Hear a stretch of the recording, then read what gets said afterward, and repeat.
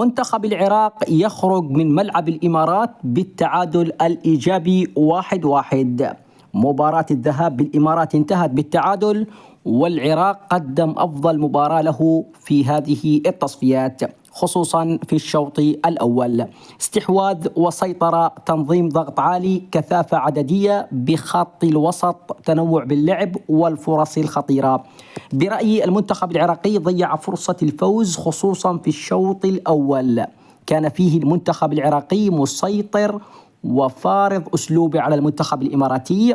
بالإضافة إلى ذلك خط المنتصف كان يقوده المنتخب العراقي بكل ما تعنيه الكلمة. سجل الهدف الأول عن طريق اللاعب علي الحمادي، واستمر الضغط. فرصة أخرى لعلي الحمادي في الدقيقة 30، شاهدوا هذه الفرصة وكيف أضاعها اللاعب علي الحمادي أمام مرمى المنتخب الإماراتي. فرصة أخرى للمنتخب العراقي، أيضا اللاعب علي ميمي يضيع فرصة في الدقيقة 45، وكان من الممكن أفضل مما كان بأن يخرج المنتخب العراقي على الأقل في الشوط الأول ب3 أهداف مقابل هدف. أيضا لا ننسى براعة الحارس خالد عيسى، أنقذ الإمارات من أهداف محققة ونتيجة كانت ستكون كبيرة لولا تألق الحارس خالد عيسى. تحدث عن الشوط الأول، تسديدات كانت قوية من لاعبين المنتخب العراقي، ولولا براعة الحارس خالد عيسى لكانت النتيجة أكبر.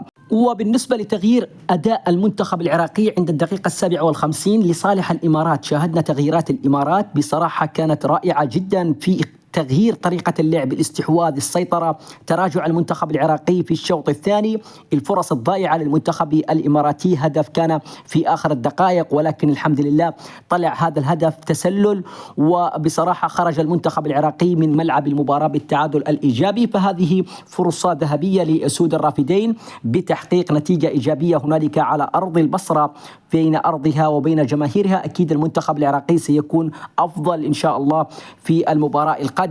هنالك أخطاء ارتكبها المنتخب العراقي في هذه المباراة، أيضا المدرب، هنالك أخطاء أيضا ارتكبها الجهاز الفني بسبب التراجع المخيف الذي كان يفرضه المنتخب الإماراتي على العراق، ولكن الحمد لله انتهت هذه المباراة بالتعادل الإيجابي، ومباراتنا القادمة ستكون هنالك على أرض البصرة. طبعا بالتوفيق المنتخب العراقي في المباراة القادمة أمام الإمارات، ستلعب إن شاء الله تعالى في تاريخ 18 من شهر نوفمبر الجاري في تمام الساعة 7 مساء بتوقيت مكة المكرمة واليمن والعراق.